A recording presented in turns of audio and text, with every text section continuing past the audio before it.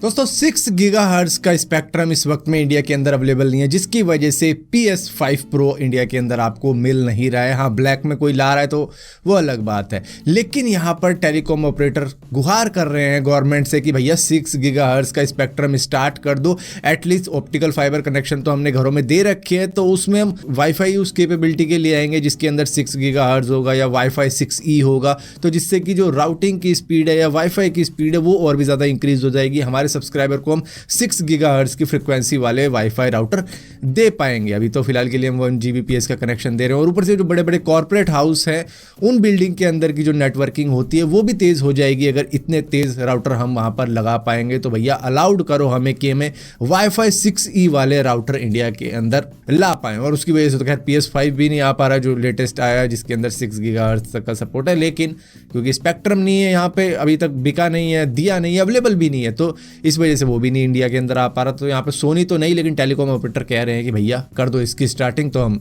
करें फिर शुरू। दोस्तों इंडिया ने एक बड़ा मूव लिया है नॉर्थ कोरिया की तरफ। 2021 के करीब में नॉर्थ कोरिया से उन्होंने अपनी एम्बेसी बंद कर दी थी, लेकिन अब पूरे 3.5 साल बाद इंडिया ने अपनी एम्बेसी नॉर्थ कोरिया के अंदर दोबारा से चालू कर दी है। अब उस वक्त में क्यों बैन की गई थी? तब भाई European union, US, international court, कई सारी कंट्रीज का प्रेशर था कि भैया नॉर्थ कोरिया को बॉयकॉट कर दो, ये तो मिसाइल विसाइल चलाए जा रहे हैं, ये न्यूक्लियर वेपन बनाने से रुक नहीं रहे हैं। तो फिलहाल के लिए नॉर्थ कोरिया रुका नहीं, इन सभी बातों को उन्होंने इग्नोर किया और वो अपना काम वैसे ही करता रहा। आज की डेट में नॉर्थ कोरिया एक न्यूक्लियर कैपेबल कंट्री है जिनके पास में एडवांस हाइपरसोनिक मिसाइल है, टैक्टिकल वेपन है, रेंज ऑफ डिफरेंट मिसाइल है, और आज वो रशिया की भी हेल्प कर रहा है यूक्रेन से लड़ने के लिए। और यहाँ पर इंडिया ने अपनी एम्बेसी दोबारा शुरू करके एक स्टेप आगे बढ़ाया नॉर्थ कोरिया की तरफ कि भाई एटलीस्ट दुश्मनी नहीं तो एटलीस्ट रिलेशन तो ऐसे रहने चाहिए कि हाँ भाई बातचीत रहे, ताकि नॉर्थ कोरिया किसी इंडिया की दुश्मन कंट्री को इस तरीके की मिसाइल, इस तरीके की टेक्नोलॉजी एटलीस्ट ना दे, तो बातचीत बनी रहनी चाहिए। तो एक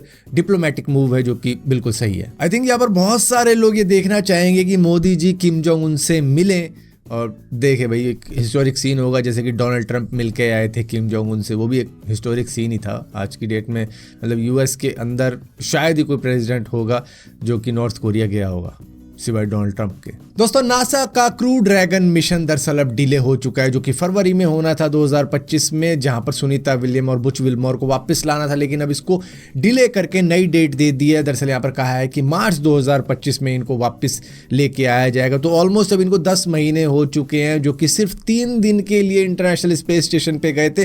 तो अब इनके लिए भाई एक एक दिन भारी बीत रहा होगा। जो इंसान सिर्फ 3 दिन के लिए गया था उसको भैया 10 महीने से वहां पर रोक रखा है, और उसके बाद में अब 3 महीने और लग जाएंगे, तो ऑलमोस्ट 13 महीने हो जाएंगे वापस आने में। तो भैया उनके लिए तो ये एक जेल से कम नहीं होगा कि भैया गए किस लिए थे और फंस बड़ी बुरी तरीके से गए। दोस्तों स्टारलिंक का इंटरनेट इंडिया के अंदर अवेलेबल नहीं है, लेकिन फिर भी अंडमान निकोबार के समुद्र के पास से जो म्यांमार के ड्रग ट्रैफिकर थे वो पकड़े गए थे, जो कि स्टारलिंक का इंटरनेट यूज कर रहे थे। हालांकि वो भी किसी और कंट्री से परचेज करके इसको सब्सक्राइब करवा के यूज कर रहे थे। तो मतलब इससे पता लग रहा है कि इलीगल एक्टिविटीज के अंदर इसका यूज हो रहा है। जहां पर असम राइफल्स ने मणिपुर के अंदर से स्टारलिंक सैटेलाइट का डिश बरामद किया है, और इसी के साथ साथ एंटीना बरामद किया है, जिसके साथ में एमुनेशन भी मिली है, स्नाइपर भी मिली है, पिस्तौल भी मिली है, ग्रेनेड भी मिली है। तो टेरर फैलाने वाले ग्रुप स्टारलिंक इंटरनेट को यूज कर रहे थे, ऐसा बताया जा रहा है। हालांकि एलॉन मस्क ने इस बात को डिनाई किया है। उन्होंने कहा है कि इंडिया के ऊपर तो वो बीम कर ही नहीं रहे हैं स्टारलिंक का इंटरनेट, तो यहाँ पर तो एक्सेस कोई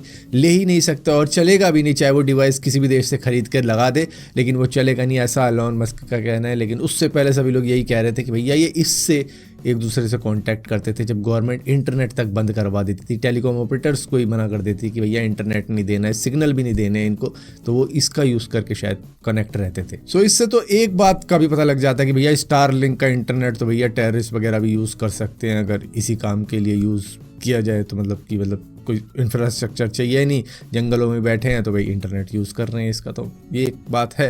लेकिन अगर गवर्नमेंट भी इसके अंदर आ जाती है और गवर्नमेंट अलाउ कर देती है इनको, तो भैया उससे एक फ़ायदा होगा कि चलो कंट्रोल तो कर पाएगी गवर्नमेंट इसको, और कहाँ पे एक्सेस हो रहा है, कहाँ पे क्या चल रहा है, वो भी गवर्नमेंट को पता लगता रहेगा। दोस्तों US के वर्जीनिया के अंदर एक अलग ही घटना हो गई है। दरअसल एक बंदे ने भालू का शिकार किया जो कि पेड़ पर चढ़ा हुआ था। हालांकि वर्जीनिया के अंदर इलीगल है भालू को मारना जब वो पेड़ पर चढ़ा हुआ हो, चाहे उसके के लिए आपने परमिशन भी ले रखी हो कि ये भालू को मारना है, गवर्नमेंट ने कह दिया कि इस भालू को मारना है, ये नरभक्षी हो गया है या फिर इसने काफ़ी ज़्यादा नुकसान पहुंचा दिया है पब्लिक का, तो इसको ज़रूरी है मारना, तो अलाउड कर देते हैं। तो भैया उसको शायद परमिशन मिल गई होगी, तो वो भालू को मारने के लिए गया, पेड़ के नीचे खड़ा हुआ, उसने भालू को मारा जो कि काफ़ी ऊंचे पेड़ पर चढ़ गया था। ये करीबन 10 फुट लंबा भालू था और उसको गोली मारते ही जैसे ही वो 10 फुट लंबा भालू और 400 किलो का भालू नीचे गिरा, वो सीधा ही शिकारी के ऊपर ही गिर गया। तो यहाँ पर शिकारी ही खुद शिकार हो गया, हालांकि उसने शिकार किया भी और खुद भी शिकार हुआ।